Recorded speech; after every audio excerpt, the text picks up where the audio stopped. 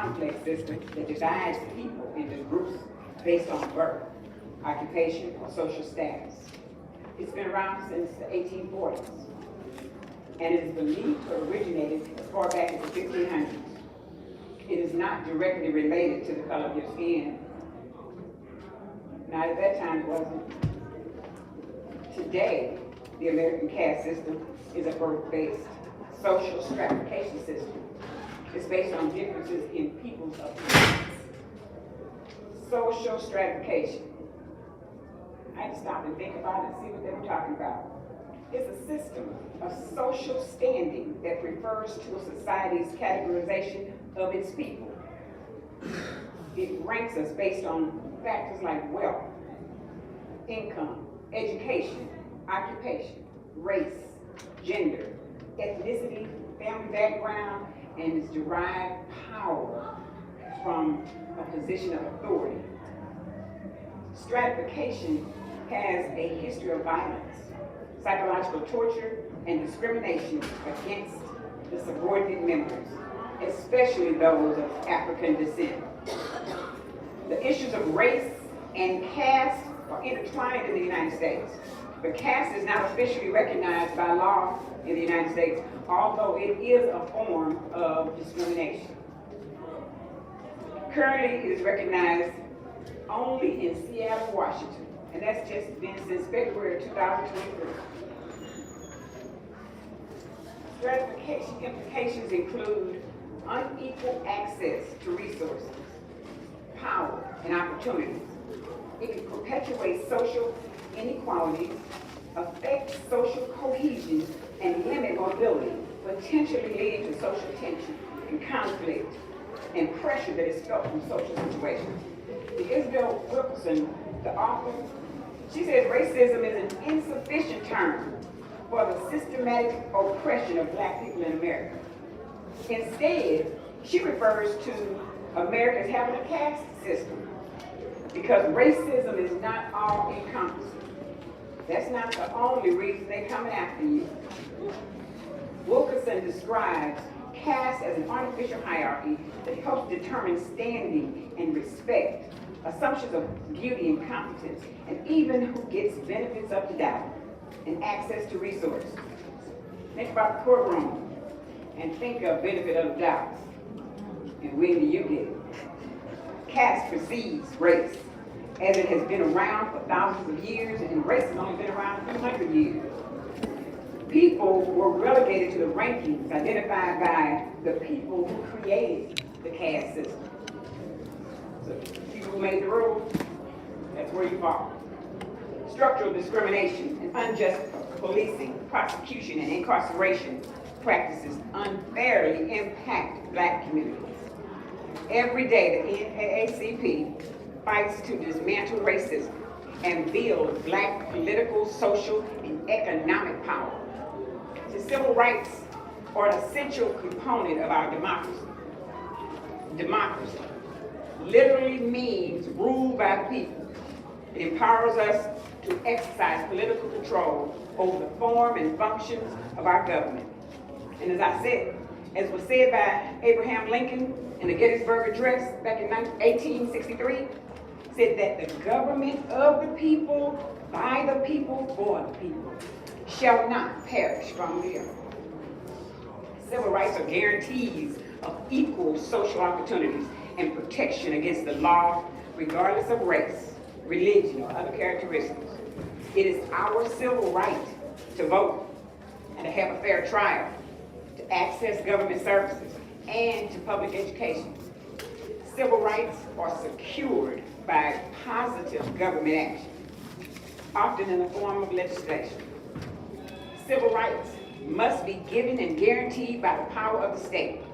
Unfortunately, or fortunately, they can vary over time, culture, and form of government, and tend to follow societal trends that condone types of discrimination. For example, civil rights of the LGBTQ community have more recently come to the forefront of political debate in some democracies.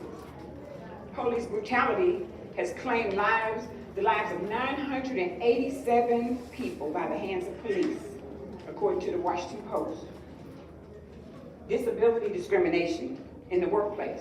You heard of the American Disability Act? Pregnancy discrimination, weight bias. You know, there are people reportedly make about $100,000 more than their obese coworkers. Civil Rights Act in 1866 established citizenship. There's Civil Rights 1871, 1875, 1957, 1960, Civil Rights of 1964 that banned labor discrimination, Voter Rights Act of 1965, protected voting access, 1968, 1987. The fight for black equality has a long, complicated history in the United States. And across the history, there are many men and women who have put themselves on the line to fight discrimination and racism. So while the civil rights movement of the 1960s produced many great leaders like Martin Luther King and John Lewis, there are many black activists who have taken a stand both before and after to push racial equality forward. So whether it was Ida B. Wells, who used her skills as a journalist to shed light on the true nature of lynchings, or Nikema Levi Armstrong, the lawyer who activated the community in the aftermath of George Floyd's murder and served as the president of the Minneapolis NAACP in 2015 to 16. We have had famous civil rights leaders like Malcolm X, Rosa Parks, and Claudette Colvin, a 15-year-old girl who actually refused to give up her seat 9 months before Rosa Parks did. Jesse Jackson, Roy Wilkins from the NAACP. And before that, we had W.E.B. Du Bois, A. Philip Randolph, who organized the first successful black labor union and was one of the organizers for the 1963 March with Martin Luther King. Dorothy Heights, known as the godmother of civil rights, served as president for 40 years of the NCNW, National Council of Negro Women, and the 10th national president of Delta Sigma Theta Sorority Incorporated. She strongly believed that the rights of women were as important as the rights of all people. Tarana Burke started using the term #MeToo to shed light on sexual assault and abuse to women. So we've come a long way, but guess what? We got a long way to go. We've come a long way since the Montgomery boycott in 1955 that ignited the civil rights movement when Rosa Parks decided she was tired of being tired and refused to leave her seat. Police brutality, oppression, and discrimination continues to run rampant. Ask the families of Eric Garner, George Floyd, Breonna Taylor, Tamir Rice, Trayvon Martin, Ahmaud Abrams, Michael Brown, Sandra Bland, Sonia Massey, and the list goes on. The NAACP is committed to dismantling racism and disrupting inequality to create a society where all people can truly be free. Our work includes civil engagement, systematically building racial equity, and supporting policies and institutions that prioritize the urgent needs of black people who are most impacted by this race-based discrimination. From City Hall to the Supreme Court, using advocacy and litigation, we will secure civil rights for everyone. So, think NAACP, we have to stay aligned with the national office of the NAACP, and therefore it has been intentional that we, the branch 3013, has stayed focused and continue to be informed of the many changes that have come our way, especially in the past 53 days. It is clear many of the directives given violate our rights and the law. On one day a program is cut, on the next day it's on pause. Federal programs have been cut or terminated, and individual states are following along out of fear and threat tactics. We are not going back. We are not going back. Attempts to take away our civil rights, suppress our voting rights, threats on Social Security, trying to view our private IRS paperwork, all are tactics to be predetermined caste system as designed by Project 2025. Let us not be distracted or intimidated by these threats. Let us be vigilant in our efforts to stay woke. So wake up. Let us read and investigate our rights for ourselves before we blindly believe or become overly anxious about things that are thrown our way and quickly retracted or found to be illegal. The executive order to cut federal funding from schools and other programs if they don't pull back on DEI is why the NAACP has issued the Black Consumer Advisory to inform and caution Black consumers about the ongoing and intentional rollback of nationwide diversity, equity, and inclusion commitments. Attention, corporations. If you want our dollars, it's time to do the right thing. The NAACP is proud to announce the launch of the Black Consumer Advisory, a framework designed to keep our community informed on who's pushing progress and who's stuck in the past. In the wake of nationwide protests against systematic racism in 2020, many corporations and institutions publicly committed to advancing racial equity. These commitments included investments in DEI programs, supplier diversity initiatives, and targeted funding for Black communities and institutions. However, in recent years, there has been a deliberate retreat from these pledges, driven by political pressure, backlash against DEI, and unfounded claims of reverse discrimination. The rollback of DEI commitments include companies and organizations cutting DEI-related positions and limiting opportunities for Black professionals to advance. Action. We encourage you, this is a call to action. We encourage you to spend your money where you're respected. Support Black businesses and demand businesses prioritize people over profit. That's right. Above all, we must continue to advocate for policies that ensure people of color, women, veterans, and those with disabilities, and all protected groups have equal access to opportunities across the country. These actions threaten economic opportunities, workplace diversity, and community investments directly impacting Black communities nationwide. Reduction in supplier diversity, Black-owned businesses receive fewer contracts as supplier diversity programs are dismantled. Decline in community investments, funding for historical Black colleges and universities, nonprofits, economic empowerment initiatives is being withdrawn or reduced. Shift away from equitable hiring practices. Corporations are rolling back policies designed to diversify leadership and create equitable workplaces. So these rollbacks reinforce historical barriers to progress under the guise of protecting mediocrity, a concept often used to justify exclusion. Remember, Black consumers possess immense economic power, with the purchasing power exceeding $1.8 trillion annually. Despite this influence, many corporations continue to profit off of Black dollars, while simultaneously undermining the DEI communities.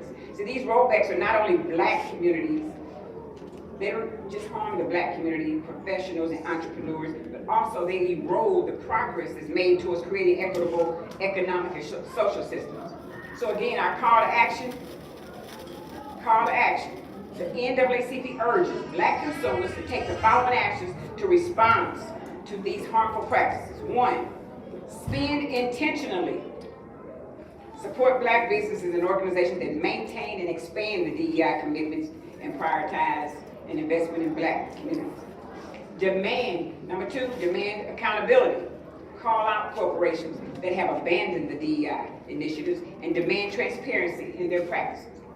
Number 3, support Black-owned businesses, prioritize Black-owned businesses and service providers in spending decisions. 4, advocate for change. Push for policy strengthening supplier diversity, workplace equity, and economic inclusion for Black professionals and entrepreneurs. And then 5, stay informed. Educate yourself and others about corporate rollbacks and their impact on Black communities. The NAACP recognizes that the rollback of DEI initiatives is a direct attack on Black economic progress, civil rights, and the principles of equity and fairness. These actions are part of a broader effort to reverse the gains made in civil rights and social justice. We urge Black consumers to remain vigilant, informed, and intentional in their economic decisions, using our collective power to demand accountability from corporations and institutions. Together, we can push for meaningful progress and ensure diversity, equity, and inclusion are prioritized and expanded. Change does not happen in a vacuum, you all, nor does it stem from wishful thinking alone. You heard what I said. But throughout history, progress has only been achieved when individuals took it upon themselves to actively participate in the struggle of justice. Sitting on the sidelines during times of social or political turmoil is a neutral act. Rather, it enables the very injustices one claims to oppose. That means if you're sitting around doing nothing, you add to the problem. Organizations such as the NAACP, the National Urban League, and Black Voters Matter have long served as catalysts for systematic change, proving that collective action leads to measurable progress. So here lies the challenge: how to convince people to become active participants in the political process when they are unaware of the progress their ancestors achieved or constantly told that no progress has been made. And you heard people saying they're not doing anything, nothing's happening, but a lot is happening. That's why you have the rights and privileges you have. But let's use the data. One of the most compelling arguments for the active participation in the correlation between civic engagement and informed decision making. A study conducted by Pew Research Center found that individuals involved in advocacy organizations, they are significantly more knowledgeable about policies affecting their communities. According to the study, these same individuals are 60% more likely to vote in local elections and 45% more likely to contact their elected officials regarding legislative issues. The level of engagement not only empowers individuals, but also ensures that policymakers are held accountable by an informed electorate. Why is this important? These potential participation levels are much higher than what the African American community is giving today.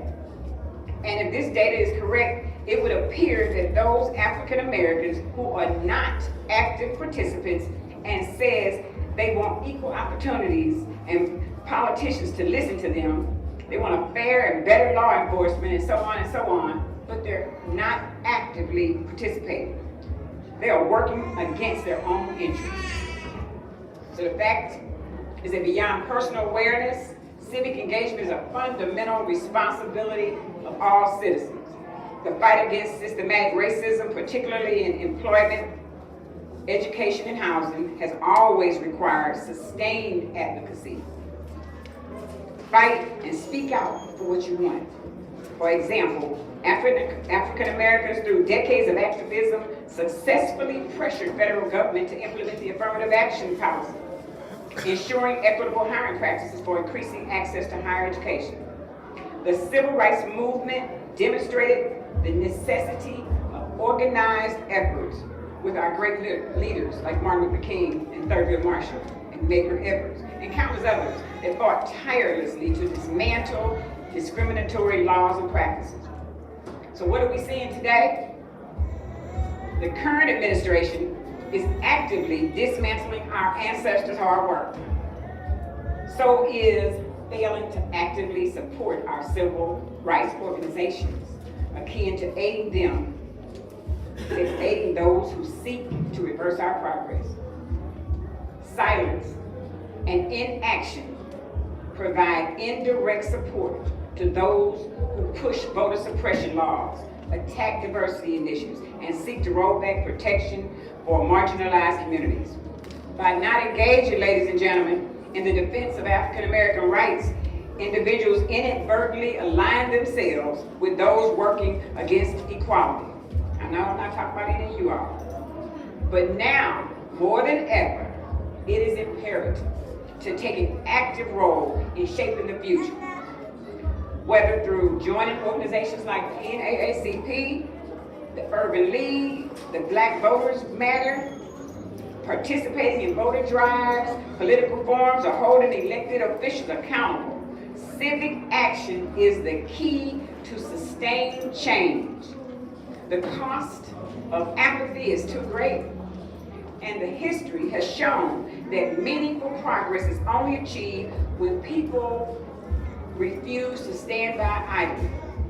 The responsibility lies with each of us to ensure that the hard-won victories of the past are not erased, and that the promise of justice is extended to our future generations. So what do we want you to do? Get involved. What do we want you to do? Get involved. We are not going back. Membership in NAACP, is the heart of our organization.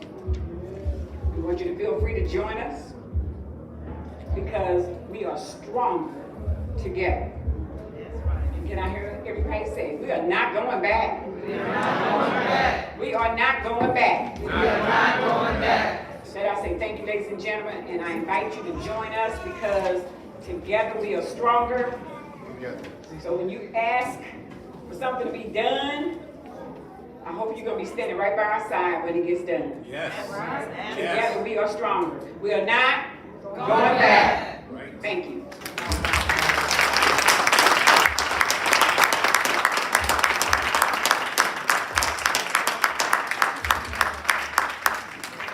Thank you, Robin. Nice. All right. East St. Louis, are we woke? East St. Louis, are we woke? East St. Louis, are we woke? Okay. All right. Robin, thank you for those words that are much, much needed. Yes. Before I bring up this next person, I just want to say, look, I really appreciate all of you coming out. This is very important. We know what's going on, what is about to happen, and as a community, we got to stand up, stand out in St. Louis. We got to lead the way. How many of you ride through this city and see fields overrun? By show of hands. How many of you see burned down houses or vacant buildings? Now, if you're like me, by show of hands, how many times looking at that? We got to make a difference. I was told by somebody that all it takes is one person to make a change. The rest will follow. It's more than one person in here. So that impact can be great. Robin talked about financial wealth in our own city, putting dollars in our city. We can do that. It's been proven time and time again with other black communities. We can do it. But I'm not going to go on a rant rave. You know, Robin summed it up. Find some way, somehow, to make a difference. So, without further ado, this guy, one of my favorite people in St. Louis. He keeps you in line, and you gotta respect. He's gonna be our moderator for the evening. So we have Robin, we have Senator Chris Bell, we have former Chief Frank McCall. They're gonna be answering any questions that you have, anything that you wanna know about. Am I right? DEI, if it's DEI, rights that you may have in the city, and things that you can do.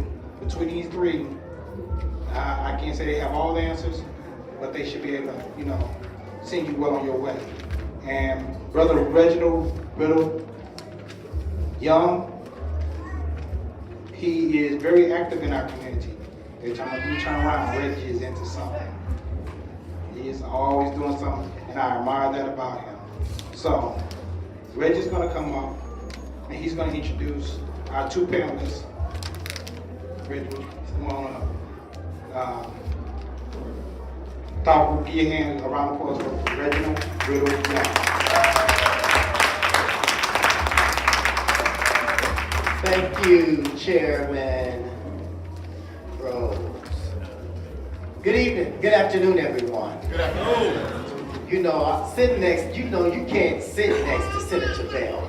You really can't sit next to him. Because when Antron was saying that I'm one of his favorite persons to hang out with, Senator Bell whispered to me he need to find some more people to hang out with. So, you know, you can't sit next to him in a program. But nonetheless, I'm sure everybody is delighted to be here this afternoon, and we have two exceptionally intellectually inclined panel members on this evening that I will introduce to you. The first is Frank McCall. He has 35 years of service in law enforcement. As a former police chief in Berkeley and a former police chief in Ferguson. Currently, he serves as in the St. Louis County Prosecuting Office as a criminal investigator. He started out as a police officer in Berkeley, so all of that couples his many years of experience in law enforcement. He's the father of one son, Dr. Jason McCall. Would you stand, be recognized? Dr. Jason McCall. Give him a hand, you all. He's been a member of Iota Phi Theta for the past 45 years. And I want to welcome Frank McCall. Our next panel member is Illinois State Senator Christopher Belt. He is married to the love of his life, Stephanie Belt. It's 29 years, but it'll be 30 years in just a week, March 2nd, I believe. They have two children, Christiana and Stefan. Senator Belt has been a member of Kappa Alpha Psi Fraternity Incorporated for the last 16 years. He has served as former school board member, former school board president of Cahokia School District 187. He's a 1990 graduate of Lincoln High School, East St. Louis Lincoln High School. He's a 1994 Illinois State University graduate with a bachelor's in history, a master's in public administration from SIU Edwardsville, and another master's in professional counseling from Lindenwood. Please welcome Illinois Senator Christopher Bell.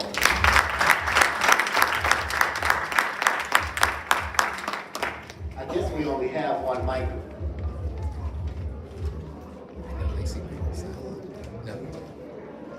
I guess we only have one microphone, so we're just going to open up this forum, and I'm going to get to you, audience, in a minute. But right now we want to hear an opening statement from Chief Frank McCall. I don't want to promote you. I know you're a former chief, but as the criminal investigator in the prosecuting attorney's office for St. Louis County. He'll give us an opening statement, as will Senator Chris Bell, and then we'll throw some questions at them. Is that okay? Okay, if I was blind, I wouldn't be able to see none of you all. So I need you to talk back. Is that okay? Okay, thank you. Good afternoon, everybody. First and foremost, I want to thank everybody for coming out. I know everybody's got things to do, but it was important enough for you to be here. More importantly, for me, this is about learning from each other. As I stated, I've 35 years in law enforcement. I started from I've seen a lot, I've experienced a lot, I've learned a lot, and I've tried to share a lot. So hopefully we can learn from each other with that. And really, together, like we said earlier today, we can't do it by ourselves. It's about working together as one entity, one goal, And it's no me and Tate. We can do it together. Thank you.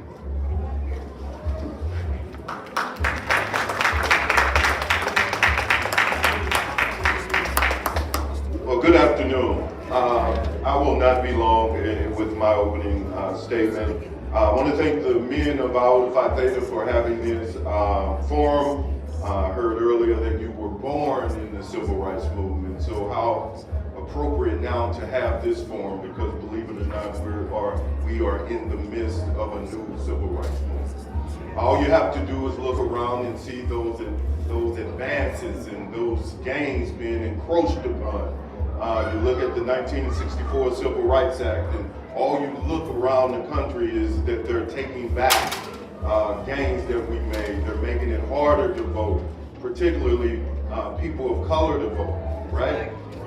And so that's really what it comes down to, the right to the ballot. If you look at any civil rights movement, any era that we fought so hard for, and coincidentally, women, it took you 100 years to get the right to vote. You started in 1820 and you got it ratified in 1920, right?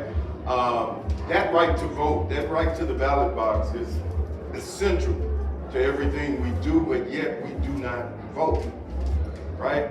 We're giving away our voices, we're giving away our strength, our power. Yes.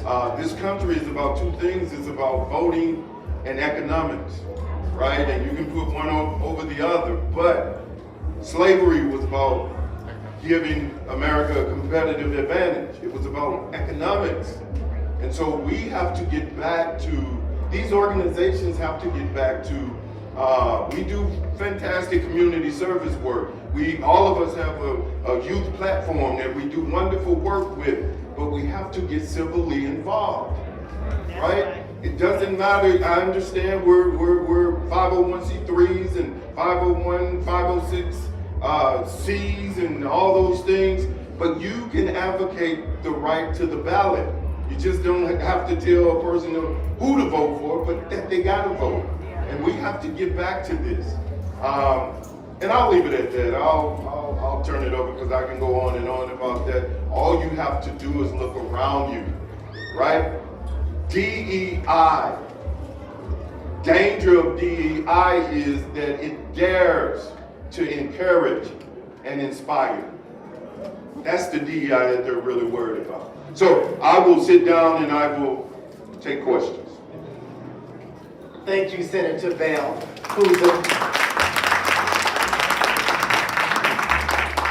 he didn't tell you, but I'll tell you, he's a member of DEI. He's a member of DEI. He's duly elected individual. Now, how about that? Somebody should have been clapped. I just came up with that. So the first question I want to ask is, Senator Bell, how is civil rights respected in the state of Illinois?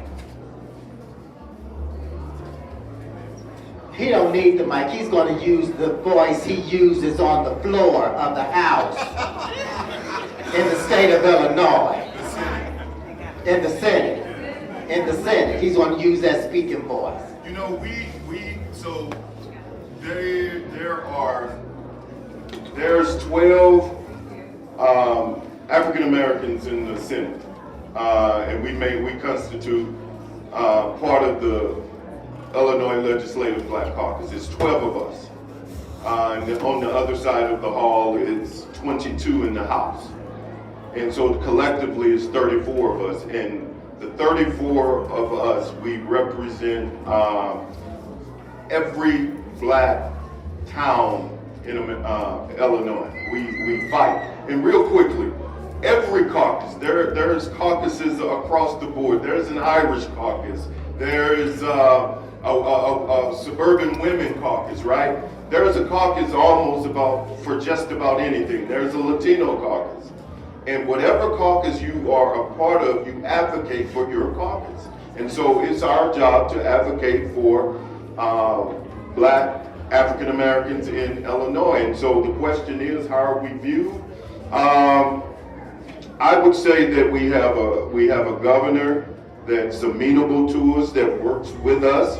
We have a Senate president who works with us.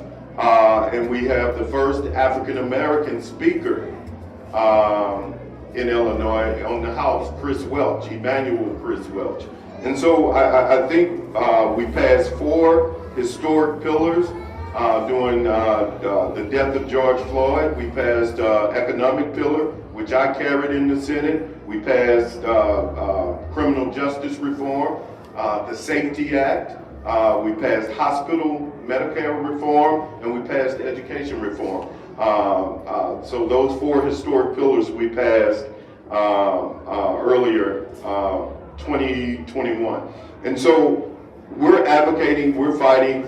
You gotta have people to keep everyone accountable, right? My mom used to say, if you're not at the table, you're on the menu. Have people at the table, have people fighting and advocating for you, and to keep everybody honest, so. Okay, criminal investigator McCall, how has policing in America changed when it comes to civil rights? I think that, in my opinion, it's changed, not as great as it should be. Okay, I'll be honest with that, but it has changed to a degree. When I first started, I worked for 2 communities. Both communities, the population, the majority of the population were people of color. The police departments do not match that. Okay, for the most part, you had the first place I went to, I think we had probably 15% officers of color. Okay, the second department, which was Ferguson, after the Michael Brown incident, it was still predominantly Caucasian department. Okay, so some leadership have made efforts to look like the community that you serve. I know myself as a police chief, that was one of my priorities, and it still is to this day, primarily because you cannot serve and police a community if you don't know that community. And that's what's vital, and that's what's important. Something as simple as, each culture has different slangs and language that we use. And just as an example, if a person says, hey, cuz, that's not me, it really doesn't look good for that officer to say, I'm not your cousin. Because he's not calling you their cousin. It's a term. So you need to know the community. Is it better? Yeah. Should it be better? Yeah. Primarily because as a police entity, an officer, chief, whatever, you have to be approachable. The people you serve have to be comfortable talking to you, going to you. I was fortunate. People would talk to me as a control officer, as a supervisor, as a chief. And I took pride in that. It was my privilege to try to share that and teach my subordinates that, to show this is what we do. Okay, but at the same time, like I said, it takes everybody working together to accomplish that. It's a two-way street. So, to answer the question, I'm sorry to drag on. Is it better? Yeah. Could it be better? It could be much better. How has your role as state senator made a positive impact when it comes to civil rights? Well, my role, again, you gotta have people at the table advocating and fighting for you, right? A lot of the legislation I passed, I spoke of the economic pillar earlier. In that economic pillar, we capped predatory lending. There's a PLPA, Predatory Lending Prevention Act, and we capped predatory lending, those car title type dealers and those things. We capped their percentage rate at 36%, where before the act it was at triple digits, right? Those predatory lenders target underserved communities, right?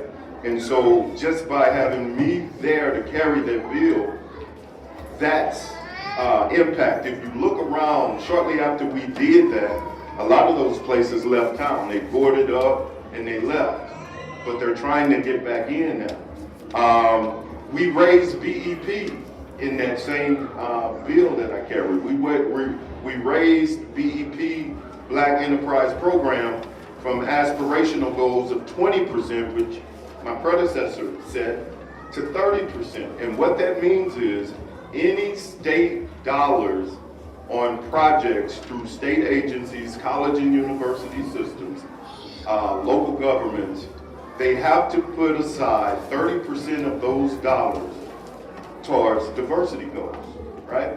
And so, for instance, we did a capital bill, $45 billion capital bill back in 2020, 2021.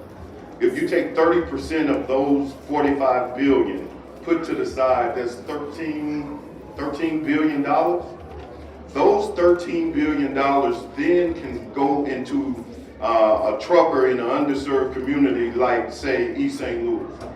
He is able, or she is able to get some of those dollars. He is then able to hire from within his community, train drivers to get a sustainable wage, a family sustainable wage. He's able to get mechanics to work on his fleet. He's able to get IT techs to run his things, right? His programs. He's able to get black CPAs. All of that became because we raised it up to 30%. And not only that, with those dollars that he's now getting, or she's now getting, there's a spirit of entrepreneurship that'll take part. Now he's able to open up a convenient mart in his neighborhood. He's a tax-paying citizen now. So those dollars, he's built a home in East St. Louis. Those property tax dollars funnel right into education, right? Because that's what happens in Illinois. So the domino effects happen just like that. You can turn a blighted situation into a brighted situation, just like that. And that's the power of having people to fight for you, and you guys hold accountable. Now, I know that you recently passed a bill that's now gone to committee. Can you talk about that briefly? Which one? It was one recently that just went to committee, I'm not sure. So I passed a bill, so the federal government in 1968 came up with a brilliant idea. It's called Truth in Lending Act. And it says that a person should always know what the APR is, their average percentage rate on their credit card, on their mortgage, on their cars. You cannot live your life without knowing what your APR is. And that's great in the consumer side. It only impacts the consumer side. But what about the business side? It doesn't impact that. So I passed a bill out of committee that says, it's called the Small Business Transparency Act. It's the exact thing that TWILA, Truth in Lending Act, does on the federal side, but it is on the business side, small business side. And the power of that is, oftentimes, we can't go to the banks and get a loan. So we gotta go to the secondary market. And so we need to know what that APR is constantly, right? That's how we plan our dollars. That's how we project out our dollars. And so it's important because every time that business or where you got your loan from, you get your statement, you know what your APR is. They have to disclose it. What we're finding is these these secondary banking institutions are giving loans, financial institutions, they're giving loans, but they're not disclosing that APR. And so it could be this today, and it could be this next month. What we're saying is you have to disclose what it is each and every time that statement comes out. It has to be conspicuously placed. You have to know what it is, and it cannot change unless a new loan is taken out. So that's a big thing, because we're always talking about access to capital when you talk about people in underserved communities. Investigator McCall, do you feel that civil rights, one sec, do you feel that civil rights and today's policing is respected? It's not respected as it should be. Anytime you can have decisions that are made that affects entire communities negatively, then it's not respected. You know, example was this, we were talking about the different things that are going on within the last month or so. Well, a lot of people are not aware that it had been a point whereas like for police departments, you had to have a certain number of minorities employed to be eligible for federal grant funding. Okay? So in other words, if you were in a community that didn't really bring in a lot of revenue, didn't have a lot of commercial in that time, then you relied on a lot of grants to help you function as a community and better serve your community. Now, if you eliminate DEI and different things like that, then that requirement for federal funding won't exist. So, as far as your eligibility, then it does not mandate then for other agencies to be inclusive of minorities to serve these communities. So, and that's just the tip of the iceberg when you think about it, because that's just, let's say a COPS grant, where the federal government will pay portions of that grant for 4 years. So the first year might be 75%, 50%, 25%. That gives that city an opportunity to get the funding and maintain that office, okay? And also, if you're budgeted, then it is in addition to what you already been budgeted to serve your community. So it's a benefit. So all that that's doing is going to be taken away from the different, the bigger cities, but the smaller cities as well, especially the smaller cities, because they don't have the revenue, so they're dependent on the federal government to assist in these things. So, as I say, respect it, and I'll be honest, when it's convenient.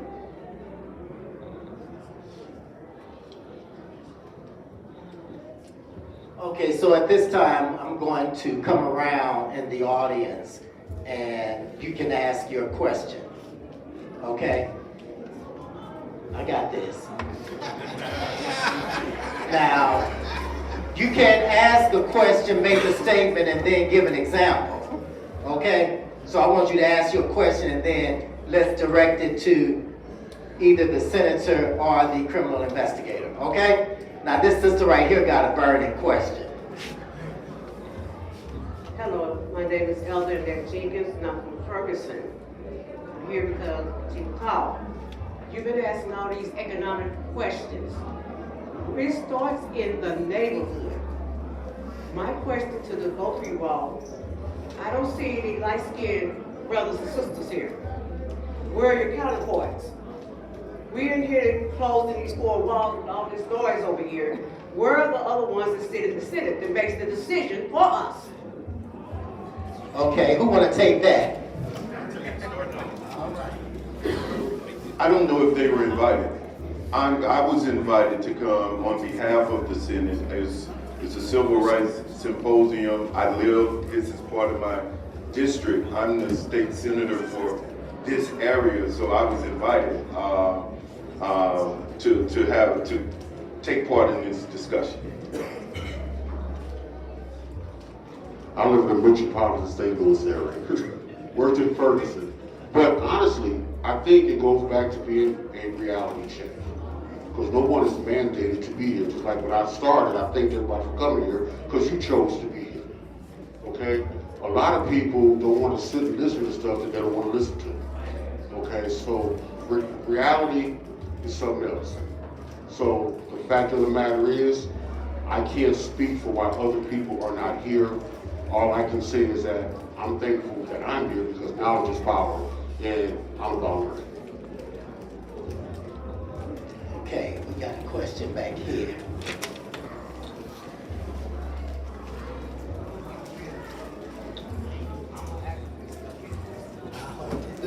Good afternoon, everybody. I heard someone say something about derelict housing and buildings that may need to be torn down or whatever. I want to ask the panel, specifically Senator Belt, what are some of the economic developments that are in progress, for East St. Louis in particular?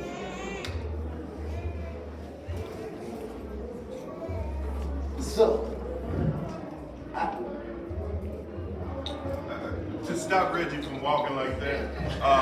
can speak up. So since I've been state senator, I've given East St. Louis $500,000 to demolish homes. That speaks directly to your question. There is the Broadview Hotel, the former Broadview Hotel, they're now taking lease applications. That was state aided.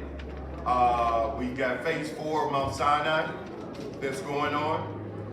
That's state aided. There's a $55 million state-of-the-art Illinois State Police headquarters that will be coming to East St. Louis up the street from JJK. Fought hard to get in the budget by myself and former state rep Greenwood. That'll be here. Shovel should be in the ground hopefully in 2026. The aquatic centers in Lincoln Park, right? State funded. So there's a lot of things going on, a lot of synergy going on. $15 million put in the budget for an indoor track facility on the campus of JJK. Myself and State Representative Greenwood put that in there. $650,000 given the Eastside Health District for expansion. That's in the budget. It's a lot of things that we fought for and delivered on in East St. Louis. And so you will see those things. There is a true synergy going on in this city. And it has to be, again, people have to answer the call to the right to the ballot. Your representation matters. Thank you, Senator Bell. And you have to be involved in order to know what's going on in the community. Not only when it comes to civil rights, but when it comes to the development of the community. Now, he's going to answer the question that the sister asked. Go ahead. I didn't want to have to stand in front of everybody. That's okay. Yes, ma'am, I understand. So you asked a question about where their counterparts are. Now, I know my fraternity brother, Frank, lives in Missouri. Senator Bell here is in Illinois. So I'm the Human Resource Director for the Illinois Center for Autism, and we are connected to different organizations in Fairview Heights. I personally wrote a letter and added our flyer to the Fairview Heights Police Department, the Collinsville Police Department. I also sent them to auxiliary organizations because we got free postage, because the job pays for it. So I literally sent those things out the moment that we put together this program. And unfortunately, I put my business card in there as well as my personal business card. And I did not get any response, but I know that the letters were received because I did call to follow up to be sure they got them. So unfortunately, I think a lot of times when people are offered the opportunity to do something, especially in the city of East St. Louis, they pick and choose whether they're going to be there. Because I was actually standing over here to see if I could see any of those people, and I do not. So yeah, we did invite quite a few people, especially Fairview Heights Police Department, especially Collinsville, because we reside there. And I just was kind of disappointed to see that they're not here, but to your question, yes, they were. Yes. Okay, who else has a question?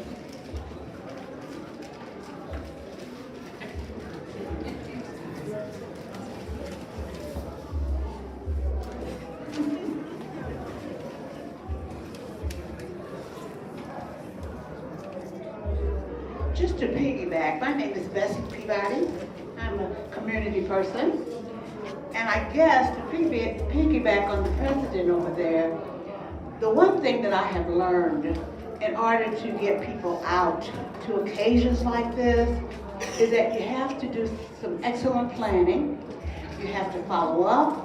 You have to make phone calls. You have to get everyone in your organization to use their voice at church and all the other organizations that they are attending. You got to get the word out. And one thing that I too had mentioned a minute ago, I would have loved to have seen our mayor here. I would have loved to have seen the council here. because I have concerns about snow removal, sewage pile up when it rains. I have a lot of questions, but you can't answer my question because they're the ones that are in charge in here. So I say this is wonderful that you got a few of us out, but I would like to see other organizations, other groups, and maybe even coming together and fill up this whole place and make sure that we get the word out, because I have a lot of questions that I won't answer, to the point that I'm trying to stay in the area, but if I'm not getting the city services and the community services, then I have to say, I might have to leave myself.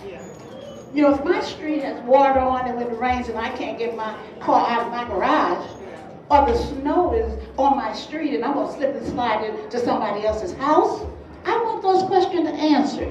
I'm paying my taxes. My money is going, the real estate taxes are ridiculous, and they're going for here, there, and everywhere, but I am not getting my services. You asked me to talk, and I didn't intend to go this far, but since you asked me, there's a lot got to be done in our community. And it's not just going to take black folks.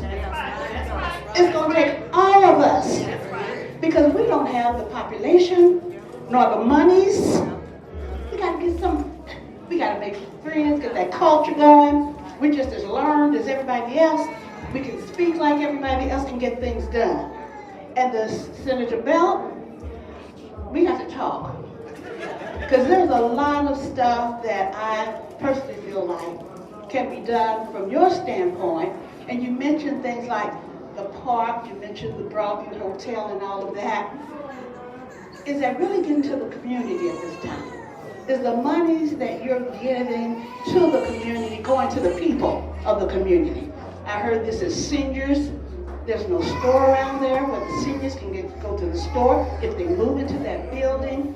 I mean, let me shut up.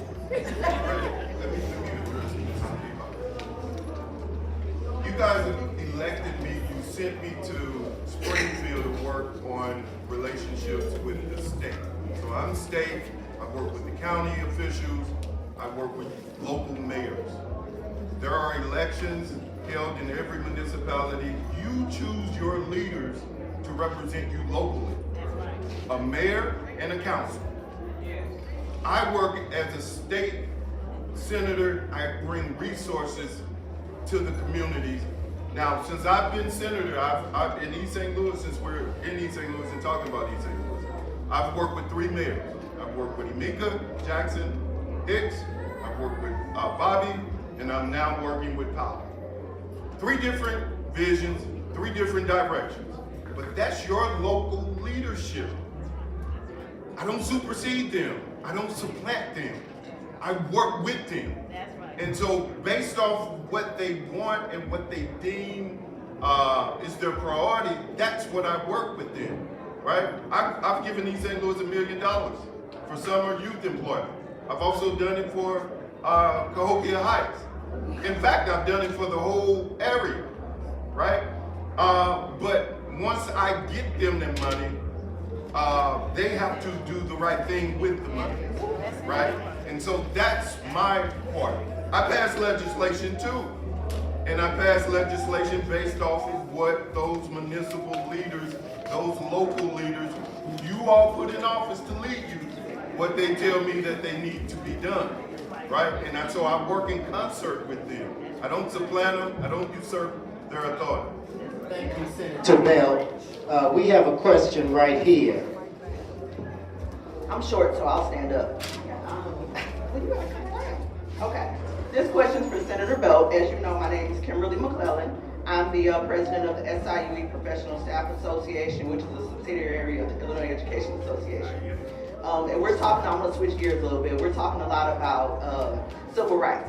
So civil rights doesn't just include racial justice and social justice, it also includes economic justice.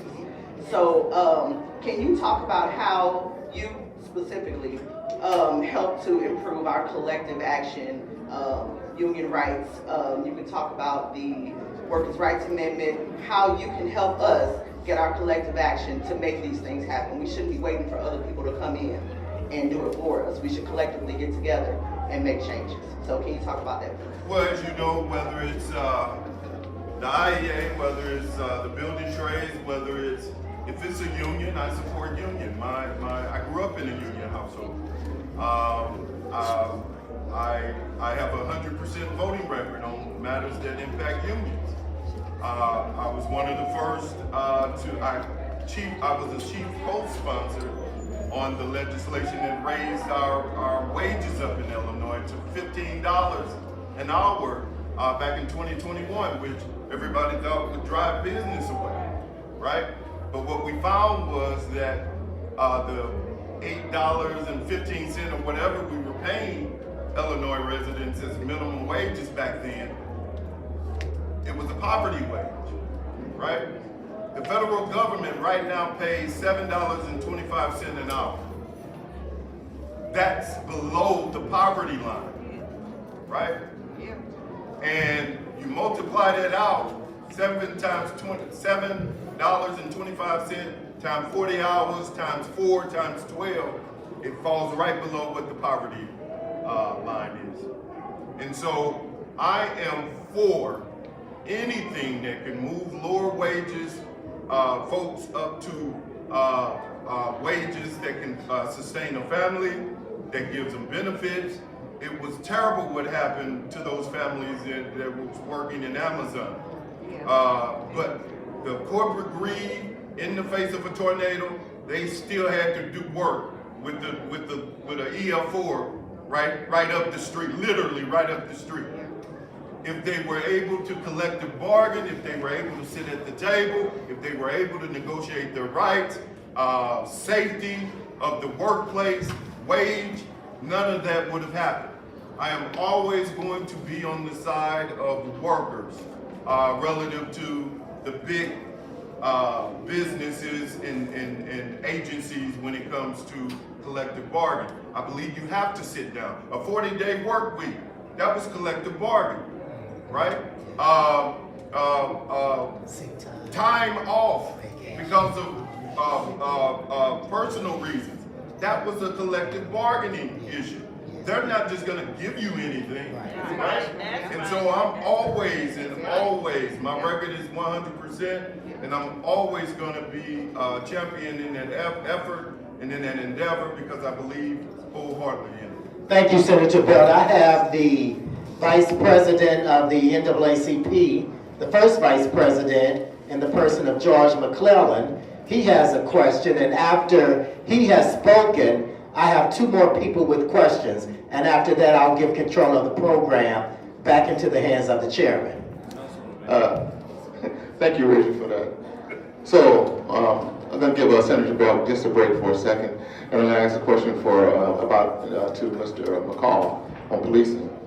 We look for more officers that you talked about that look like us in our neighborhoods.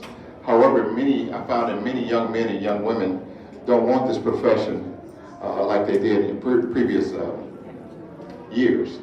So what message, do we need to use in order to increase our ranks of people who look like us, who actually look to police us? Well, can you hear me? Okay. It's called community engagement. Okay? A lot of things that we hear about are people that only say or share what they've heard or things of that sort. It's up to that police department, to us, to get out and have the job there and have one-on-one conversations with people that might express an interest. And really, I've told people for years, it doesn't take an event to have dialogue with a person. As I said, you have to be number one approach. A lot of people don't want to deal with backlash or the headache of being a police officer because that's the police can prevent it. But the only way that you're going to change it is to become part of it and show people that that's not how it actually is. And so it takes the law enforcement entity to take the initiative to reach out to people, and also they say about Missouri that it's a visual state. So also you have to show them. Okay, you have to go out there, practice what you preach, as opposed to saying that we care about our community. show that you care about your people. You know, to say that, well, you know, we give breaks to people. Give breaks to people. You know, if you see a person that's needy, help them get what they need as opposed to telling them you need to move forward with your trespass. Different things like that. So, as I said, it takes our initiative to be the example. And I think that everybody in their own way wants to be part of something good. So if you portray and show something good, then you might, you know, you got a 50-50 chance of somebody wanting to join up with you or be part of that. Good things that you're doing and the blessings that you receive. Thank you, McCall. I have one more question after this question.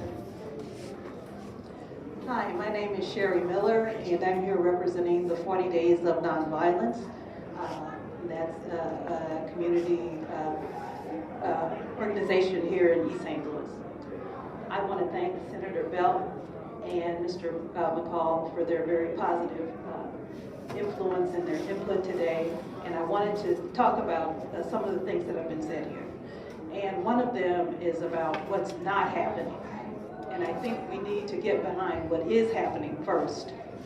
And we need to realize that if our people, our brothers and sisters of the other persuasion don't support us, we have to do it ourselves.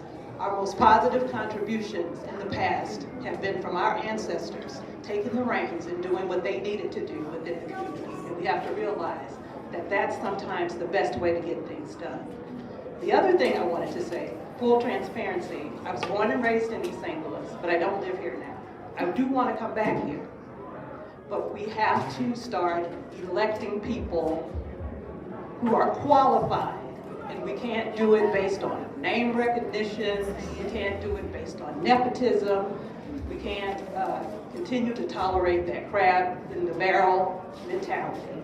So at the local level, get involved and elect people who can actually get things done and not just for their friends or their relatives. Thank you, Sherry. Sherry was the class valedictorian for Lincoln High School in 1983. Thank you, Sherry. Okay, this is the last question right here. Who is this? Is it you?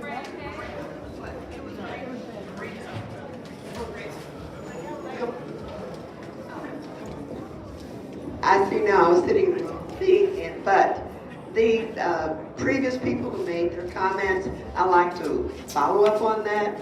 Betsy, I'm Marina Howard, lifelong resident.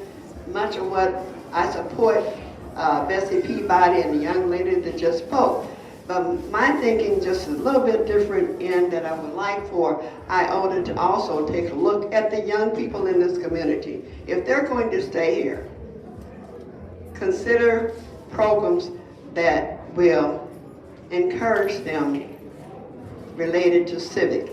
I appreciate Senator and McCall for being here, but they also need to consider another level. I was like she. I walked in thinking I would get my community individuals here. I just passed a sign with 10 names on them that's already out. Where are these people? And I would be one of the first ones to attend. This is a good program, but let's keep it going, but at a different level. What do we need to do to encourage our people in this community who still live here to not do what she said and follow nepotism and other reasons for electing these people who do not provide us with the services, as Bessie Peabody has said. I am a concerned citizen. My speech will sound very much like hers. So I'm not going to be repetitive, and maybe I am, but I'm really staying here. Every day that I wake up, I say, I made the wrong decision. I could have bought the same house you bought somewhere else. But I was going to stay here and be a lifelong resident of this community, and I'm upset with what is going on. And that's what I want to say. Thank you. Thank you, Verena. Thank you. Thank you. Let's give both of our participants, our panel members, a great big hand. Let's give them a hand.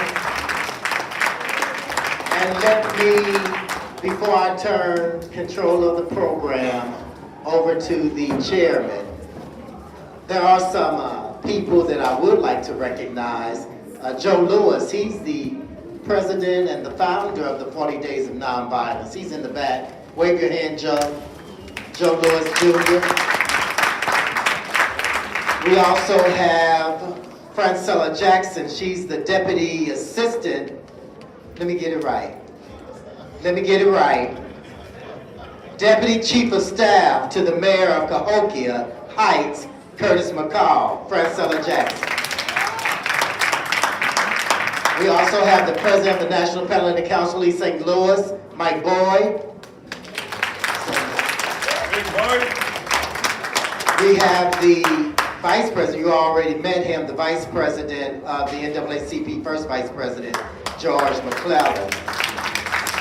And we have the President of Delta Sigma Theta, hiding back there in the back, Sharon Crockett. And you already heard from longtime East St. Louis and civil rights activist, union organizer, Local 1220, past President Delta Sigma Theta, past Board Chair, Comprehensive Mental Health, Bessie Bennett Peabody. She's here. Stand up, Bessie Peabody. That's her. Okay, and then you heard from our president of NAACP. Did I miss any other important person? Verena Howard, longtime member Alpha Kappa Alpha, Sorority Incorporated. I got this. Thank you, Verena. Thank you. Anybody else that I forgot? I know there are a lot of NAACPers here. If you would stand, all NAACP.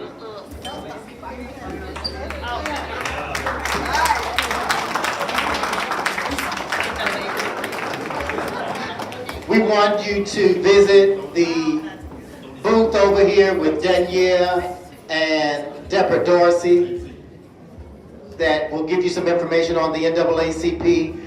We also have members of the Divine Nine. Are you here? If you're here, would you stand? Members of the Divine Nine. That's all the Greek fraternities and sororities, Black Greek-led organizations. Thank you so much. And would all members of Iota Phi Theta stand? All members of Iota Phi Theta are here. Okay, let me say thank you for allowing me to serve as the moderator for this portion of their program. I want to thank you, Chairman Rose Whitfield. You know, whenever you chair a program, you always have that sigh of relief once it's over. You run around, you rip and run around all the week, all the month. But when that program finally comes to a culmination, you can breathe a sigh of relief because you're like, hey, it's over. I'm so glad. So that's how he's feeling right now. A sigh of relief. So without further ado, let me give you back to Antron Rose Whitfield, who is the chair of this program. Let's give him another hand. Thank you very much. I want to address, before I say anything else, what she was saying over here. The reason why the men of Iota Phi Theta has going back to its roots of civil rights is because of things that you just said. Our government, East St. Louis government, is not here, but they should be. I work at an early child care center. We were shut down for days. Our streets was never cleared. That should have never happened. East St. Louis School District should have never been shut down. Those streets should have been cleared. That bothers me. If any of you that know me personally knew my father, saw that park, that swimming pool that helped many young men and women learn to swim. It's going to, as Senator Belt just spoke, it's coming back. And I plan on being and started what was started years ago of teaching our young and our youth how to swim.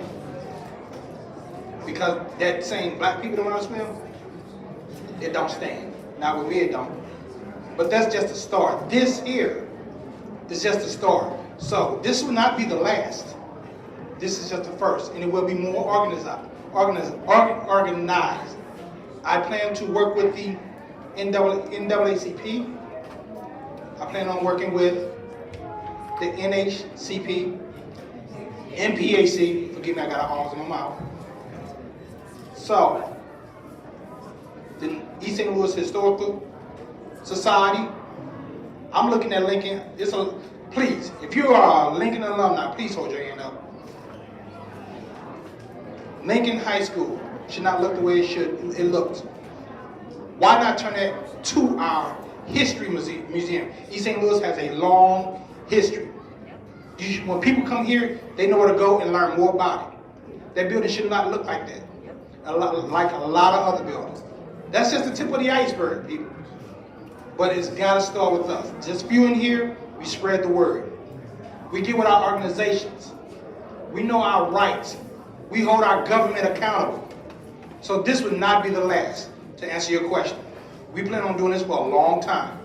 And we hope that you come back out, you support. We're going to, I assure you, the men of Iota Phi Theta, along with the men of Alpha Phi Alpha, Kappa Alpha Psi, Phi Beta Sigma, the whole NPAC, will also be out and about, helping out and turning this community around.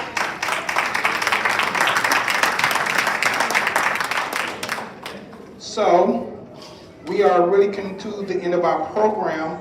I would like to introduce our chapter president, again, George Irving, and let him close us out. Please, if you got any other questions for Senator Bell, or Chief McCall, or Madam President Boyd, are you guys open to questions after this? Grab some, a snack, or whatever. And again, I thank you for coming out.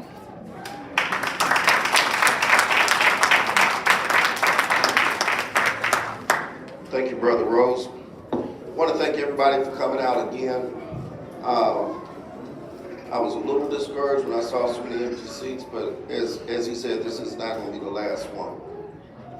And we're going to reach out, we're going to encourage more organizations to come out and join us. If you're not part of an organization, as you see as many people in here, is the NAACP.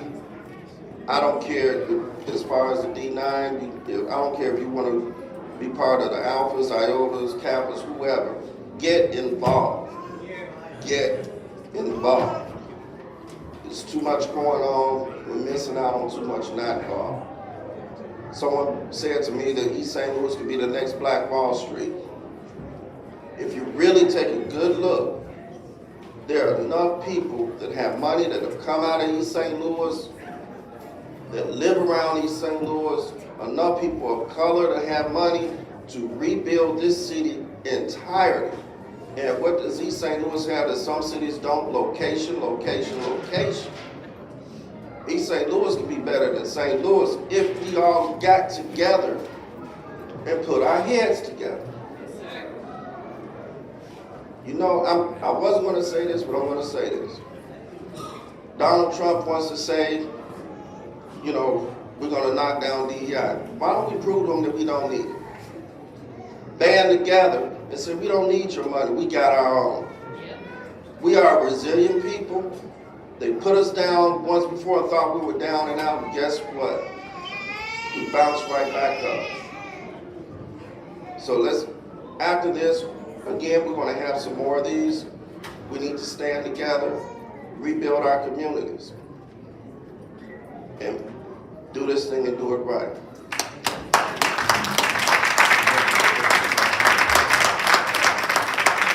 So again, I want to thank everybody for coming out. As I said, we have refreshments over to the side. I encourage everyone, again, to get with some of the representatives from these organizations that are here if you're interested in joining up, especially the NAACP. We are not going back. We are not going where? Back. We're not going where? Back. We are not going where? Back. All right, let's stay woke. Anybody that is driving a, I'm sorry, what was it? It's a blue Infinity, it's still running. A blue Infinity, your car's still running. Gas is high. Matter of fact, whoever this car running, I come out there and cycle your gas, you got it like that. Thank you all for coming out.